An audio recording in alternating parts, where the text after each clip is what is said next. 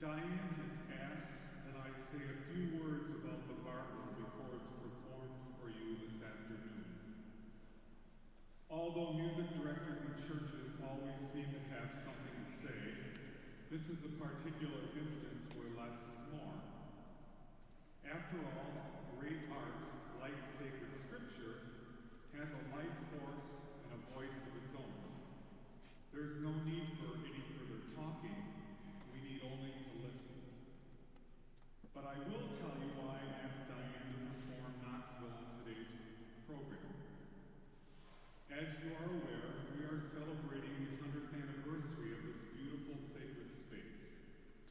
I felt strongly that an American composer like Samuel Barber should be included in the concert series this year. And I knew that Diane Penning was the perfect artist to seize the moment. If you're familiar with Barber's song cycles, you may wonder why Diane isn't performing the Hermit songs. These whimsical musings of a monk would certainly have been a clever choice for a performance in a basilica church. They are quite insightful and even a little naughty. The Hermit songs, like Knoxville, have masterful piano accompaniments. Barber himself prepared the transcription of Knoxville from orchestra to piano. He would most certainly be pleased with Mr. Byron's at the keyboard this afternoon. I believe that Knoxville, unlike any other of Barber's songs, speaks to the celebration of our centennial year. Although the text is set in a place that is removed from the experience of those who lived and worked in this community in 1915, the year after this Basilica Church was completed, it certainly is a challenge for us to ponder the meaning of what it means to truly remember. Remembering for our Basilica community, as in any community or family, has been a multifaceted experience. For the real gift of remembering lies not just in the ability to acknowledge the past, but to do so in the fullness of gratitude and to be open to its challenge for us as we carve out who we are going to be in the next 100 years.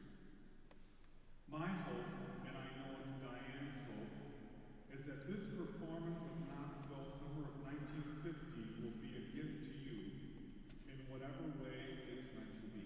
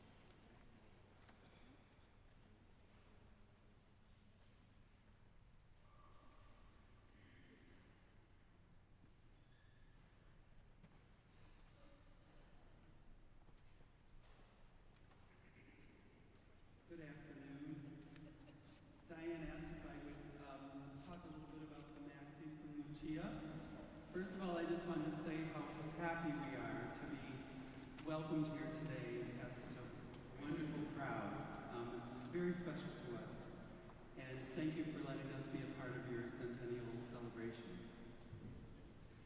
You might have noticed in the program notes that this is another one of those interesting operatic stories. I think it parallels a bit of Romeo and Juliet in that Lucia falls in love with Edgardo, who is from another clan, another family, and they're rivals. So, of course, her brother forbids this and tries to plot to bring her together with Arturo, who is from their family. He actually forges a letter saying that Edgardo doesn't love her anymore, and in her sorrow, she agrees to marry Arturo. So in this mad scene then, it's their wedding night, and they go upstairs, and Lucia stabs Arturo and kills him, and is basically unaware of what she's done, and comes back downstairs to the wedding festivities, and thinks that it's her wedding to wed Edgardo. So it's a very, very interesting story, I think.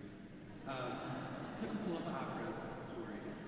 And so at the end, the famous mad scene, Diane will sing this incredible virtuoso piece for soprano. And it's so wonderful to be a part say that I would talk a little bit about Donizetti, an Italian composer. He actually composed 75 operas, which I think is just amazing. And probably about 10 or 12 of them are still in the repertoire today. Some serious operas like Maria Stuarda and Anna Bolena. And he's probably most well-loved for his comedies, The Elixir of Love, Daughter of the Regiment, and Don Pasquale. Just on a personal note, when he lost his wife in 1837, he went into a very major depression and really never recovered for the rest of his life.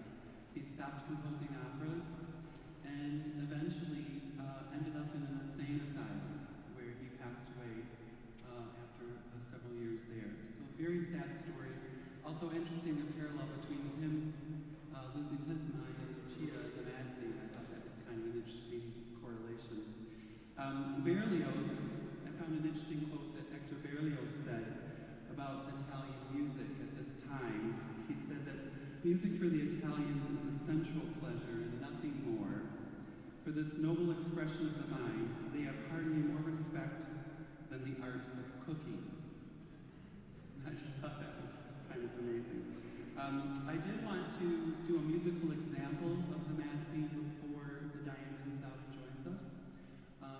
Typical of the style at this time, the bel canto composers, like Donizetti and Bellini, they would compose a very simple accompaniment in the orchestra, or in this case, in the piano part, and then they would spin this beautiful melody over the simple accompaniment, which became sort of a role model for Verdi later on with his operatic writing.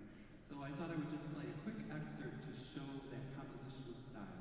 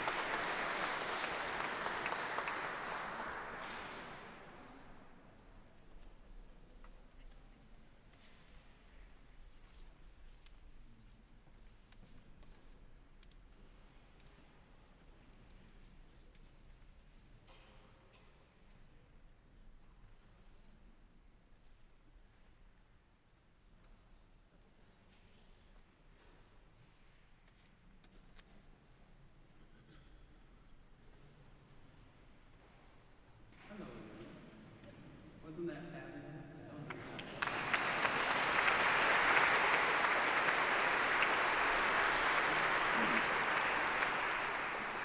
Such a pleasure for me too.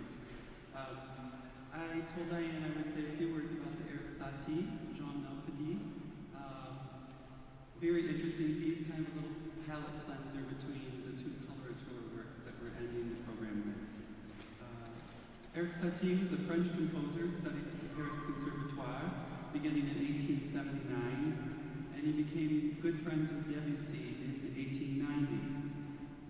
Not as prolific a composer as Donizetti, he composed 3 ballets, some operettas, 4 sets of songs, and is most well known for his piano works. And I found it interesting that for a while he worked as a cafe pianist, which probably shows the influence of his casual style, particularly in this little piano solo. The word Jean Nopedy comes from the ancient Greek festival and dance. That's about all we know for sure about that term. And it was published in 1888 when he was 22 years old. The melody of the piece uses mild dissonances against the harmony and is very melancholy in character. He instructs the pianist to play with a painful and sad style. And while I think the piece does suggest that, I also find it somewhat hopeful at the same time. So, one final note, toward the end of his career, his popularity was subsiding Debussy's popularity was really growing. So Debussy, as a favor to Satie, orchestrated this first and third Jean Euphodes in a beautiful orchestration, which I've also played. So hope you enjoy this little miniature.